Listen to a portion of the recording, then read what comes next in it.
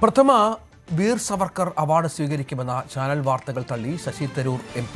അവാർഡിനെക്കുറിച്ച് ഇന്നലെ മാത്രമാണ് കേട്ടത്. അവാർഡ് താൻ സ്വീകരിക്കില്ല. ഇക്കാര്യം ഇന്നലെ തന്നെ മാധ്യമങ്ങളോട് വ്യക്തത വരുത്തിയാണെന്നും തരൂർ പ്രതികരിച്ചു.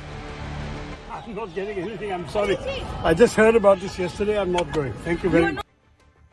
തരൂരിന്റെ പ്രതികരണമാണ് കേട്ടത്. ഇന്നലെ മനു ഭാരത് വിവരങ്ങൾ പങ്കുവെക്കുകയാണ്. മനു, ഈ അവാർഡുമായി ബന്ധപ്പെട്ട് ഇന്നലെ അദ്ദേഹം മാധ്യമങ്ങളോട് പറഞ്ഞിരുന്നു. പക്ഷേ എങ്കിലും പങ്കെടുക്കുമോ എന്നൊരു അഭ്യൂഹം ഉണ്ടായിരുന്നു. പ്രത്യേകിച്ചും ഡൽഹിയിൽ നടക്കുന്ന ഒരു ചടങ്ങാണ്.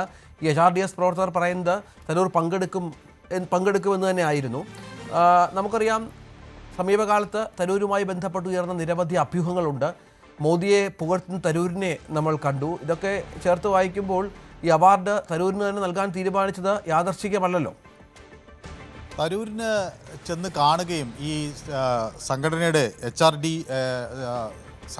ഈ സൊസൈറ്റിയുടെ ഭാരവാഹികൾ തരൂരിന് ചെന്ന് കാണുകയും പ്രത്യേകിച്ച് അതിൻ്റെ സെക്രട്ടറി അജി കൃഷ്ണൻ ചെന്ന് കാണുകയും ഒപ്പം ജൂറി ചെയർമാനോടൊപ്പം ചെന്ന് കാണുകയും ഇങ്ങനെ ഒരു അവാർഡ് നൽകുന്നതിനെക്കുറിച്ച് അദ്ദേഹത്തോട് പറയുകയും ചെയ്തു എന്നാണ് അവകാശപ്പെടുന്നത്. പക്ഷേ ശശി തരൂരാകട്ടെ കഴിഞ്ഞ ദിവസവും പറഞ്ഞു താനിത് വാർത്താ മാധ്യമങ്ങളിലൂടെയാണ് ഇങ്ങനെ ഒരു കാര്യം അറിഞ്ഞത് എന്ന് പറയുകയും തനിക്ക് അതിൽ പങ്കെടുക്കാൻ ആവില്ല, തനിക്ക് അതിനെക്കുറിച്ച് അറിയില്ല എന്ന് പറയുകയും ചെയ്തിരിക്കുന്നു. ഏതായാലും ശശി തരൂർ ബംഗാളിലേക്ക് പോയി എന്നാണ് ഏറ്റവും ഒടുവിൽ ലഭിക്കുന്ന വിവരം. അതുകൊണ്ട് തന്നെ ഇന്നത്തെ ആ ചടങ്ങിൽ ശശി തരൂർ ഇല്ല എന്ന് വ്യക്തമാണ്. 5 പേർക്കാണ്, ശശി തരൂർ ഉൾപ്പെടെ 5 പേർക്കാണ് പൊതുരംഗത്ത് നടത്തിയ അവരുടെ പ്രവർത്തനങ്ങളെ വിലയിരുത്തിക്കൊണ്ട് ഇത്തരത്തിൽ ഒരു പുരസ്കാരം HRDS നൽകുന്നത്. അത് ഈ വീർ സവർക്കറിൻ്റെ പേരിൽ ഉള്ള ഒരു പുരസ്കാരമാണ്. അതോടൊപ്പം തന്നെ അതൊരു ഇൻ്റർനാഷണൽ ഇമ്പാക്റ്റ് അവാർഡ് എന്ന പേരിലാണ് നൽകുകയും ശശി തരൂരിന് നൽകാൻ തീരുമാനിക്കുകയും ചെയ്തത്. ശശി തരൂർ ഈ ഓപ്പറേഷൻ സിന്ദൂറിൻ്റെ ഭാഗമായി നടന്ന ഡിപ്ലോമാറ്റിക് ഔട്ട്റീച്ചിൻ്റെ ഭാഗമായിരുന്നു.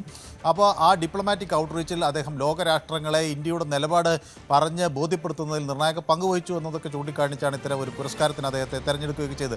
ഏതായാലും കഴിഞ്ഞ കുറേ ദിവസങ്ങളായി രഞ്ജിത്തിന് അറിയാവുന്ന പോലെ തന്നെ, അല്ലെങ്കിൽ രഞ്ജിത്ത് നേരത്തെ സൂചിപ്പിച്ച പോലെ തന്നെ, ഒരു വലിയ വിവാദങ്ങളിൽ കുരുങ്ങുകയായിരുന്നു ശശി തരൂർ. നിരന്തരമായ മോദി സ്തുതികൾ അദ്ദേഹത്തിൻ്റെ ഭാഗത്തു നിന്ന് വന്നു.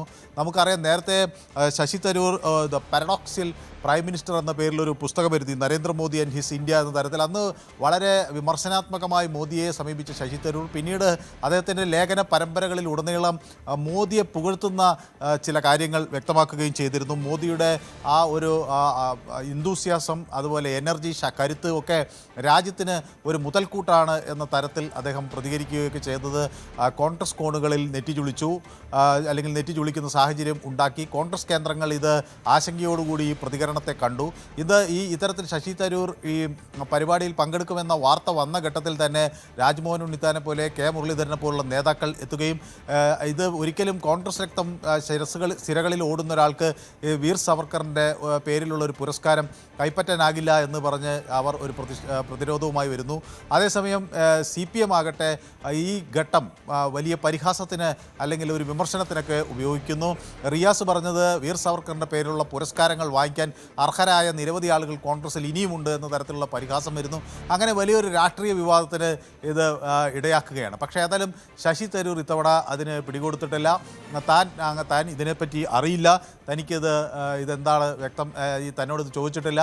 അതുകൊണ്ട് തന്നെ അങ്ങനെ താൻ ആ പരിപാടിക്ക് പോകുമോ എന്ന ഒരു ചോദ്യം തന്നെ അപ്രസക്തമാണ് എന്ന് പറഞ്ഞുകൊണ്ട് തള്ളിക്കളയുകയാണ്. P. രാജീവിനെ പോലുള്ള ചിലർ ഇതൊക്കെ ശശി തരൂരിൻ്റെ പേഴ്സണൽ താല്പര്യമാണ്, അദ്ദേഹത്തിന് പോകണോ വേണ്ടയോ എന്ന് തീരുമാനിക്കാം എന്ന് പറഞ്ഞ് ആ ഒരു നിലപാട് സ്വീകരിക്കുകയും ചെയ്തു. ഏതായാലും കേരള രാഷ്ട്രീയത്തിൽ വലിയ വിവാദങ്ങൾക്കും ചർച്ചകൾക്കും തരൂരിൻ്റെ നിലപാട് തുടർച്ചയായി ഇട നൽകുന്നു എന്നതിൻ്റെ സൂചന കൂടിയാണ് ഏറ്റവും ശരിയായി. മനു ഭാരതാണ് വിവരങ്ങൾ പങ്കുവച്ചത്. ഏതായാലും തരൂർ പങ്കെടുക്കില്ല എന്ന് പ്രഖ്യാപിച്ചതും പങ്കെടുക്കാതിരുന്നതും കോൺഗ്രസിന് ആശ്വാസമായി. വീർ സവർക്കർ പുരസ്കാരം സ്വീകരിക്കില്ലെന്ന് തരൂർ തന്നെ പറഞ്ഞിട്ടുണ്ടെന്ന് KPC അധ്യക്ഷൻ സണ്ണി ജോസഫ് പ്രതികരിച്ചു.